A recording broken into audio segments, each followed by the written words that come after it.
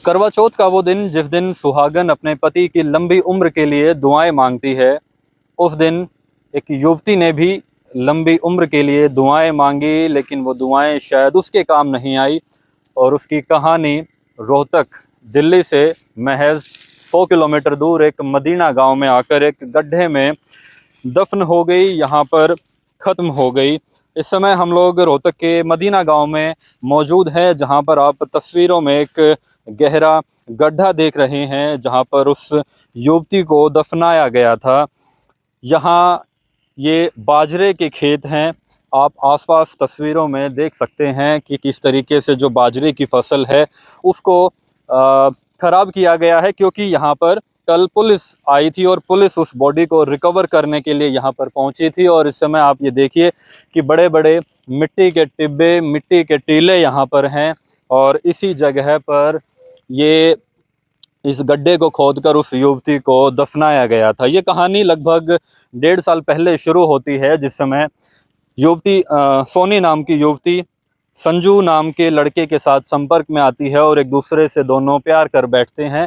उसके बाद पता चलता है कि लड़की प्रेग्नेंट है, लगभग 4 से 5 महीने की। ये फिलहाल ऑफ रिकॉर्ड हमारे जो सूत्र हैं उन्होंने भी दावा किया है। हालांकि आज पोस्टमार्टम हुआ है लड़की का, उसके बाद जो रिपोर्ट्स आएंगे उसमें ऑफिशियली पुलिस कंफर्म करेगी कि एक्चुअल में असल कहानी इसके पीछे क्या है। लेकिन जब कहानी शुरू होती है, एक दूसरे से प्रेम करते हैं तो एक दूसरे से शादी के बड़े बड़े वायदे किए जाते हैं, लेकिन कुछ महीने के बाद जो लड़का है संजू, जिसका नाम सलीम भी बताया जा रहा है, ये नया खुलासा हुआ है, वो लड़का शादी से इनकार करता है और इनकार करने के बाद लड़की बावजूद उसके दबाव बनाती है, लेकिन वो लड़का संजू अपने दोस्त के साथ मिलकर इस पूरी हत्या के सिलसिले को, इस हत्या के किस्से को पूरा अंजाम देता है, इस वारदात को अंजाम देता है। देखिए आप तस्वीरों में कि जब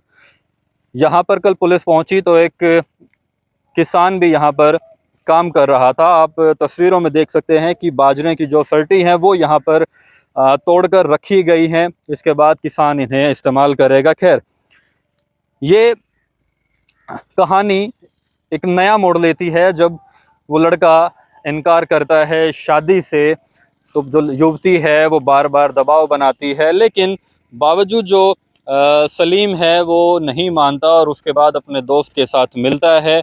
और पुलिस के जानकारी के अनुसार जो लड़की है वो करवा चौथ के दिन अपने घर से निकलती है अपने परिवार को ये कहकर कि वो अपने महबूब से मिलने जा रही है, मगर उसके बाद खुलासा ये होता है कि वो लड़की अपने घर नहीं पहुंचती, जिसके बाद परिजन परेशान होते हैं और पुलिस को शिकायत दर्ज करवाते हैं। उसको ढूंढने की कोशिश की जाती है, लेकिन युवती नहीं मिलती।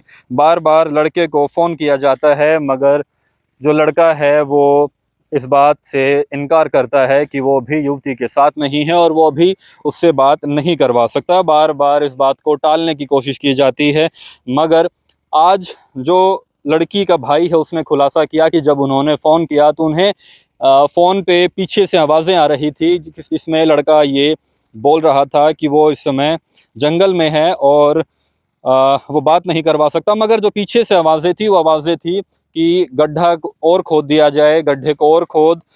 ये इस बात की कहीं ना कहीं पुष्टि करता है कि वो जिस समय बात कर रहा था वो इस मौका वारदात पर मौजूद था। इसी गड्ढे को खोदने की कोशिश की जा रही थी। लगभग 4 से 5 फीट का ये गड्ढा यहाँ पर खोदा गया था और उसके बाद में एक और जानकारी मिली है जिसमें ये सामने आया है कि मदीना गांव का एक लड़का भी इसमें शामिल हो सकता है, जिसने इस जगह का चयन किया था। वो यहाँ पर इनको दफनाने में शामिल हो सकता है, लेकिन उसकी संलिप्तता क्या है वो तो पुलिस की इन्वेस्टिगेशन में पता लगेगा। लेकिन दिल्ली से 2 लड़के संजू और उसका दोस्त उस लड़की को यहाँ पर लेकर आते हैं। यहाँ पर लाने के बाद गाड़ी उनकी लगभग जो मेन हाईवे है उससे करीबन 1 किलोमीटर अंदर आकर जो खेत हैं, बाजरे के खेत, उसमें दफनाने से पहले उसका गला घोंटते हैं और गला घोंटने के बाद वेरीफाई करते हैं कि लड़की में अब जान बची है कि नहीं। उसके लिए एक डाटा केबल लेकर दोबारा से उसके गले को घोंटने की कोशिश की जाती है, और जब तक चेक किया जाता है कि कुछ जान बची है या नहीं, और पूर्ण रूप से मौत के घाट उतारने के बाद उस गड्ढे में उस लड़की को दफनाने का काम किया जाता है। गड्ढा खोदा जाता है, उसमें दफनाया जाता है। ये कहानी करवा चौथ से शुरू होती है और इसी दिन कब्र पर, यानी कि उस कब्र तक इसका अंत होता है।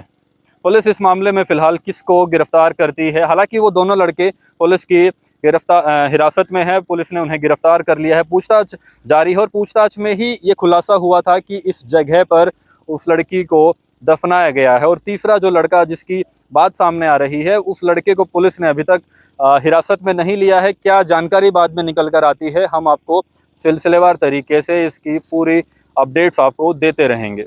अंकुर चौधरी, मदीना गांव, रोहतक।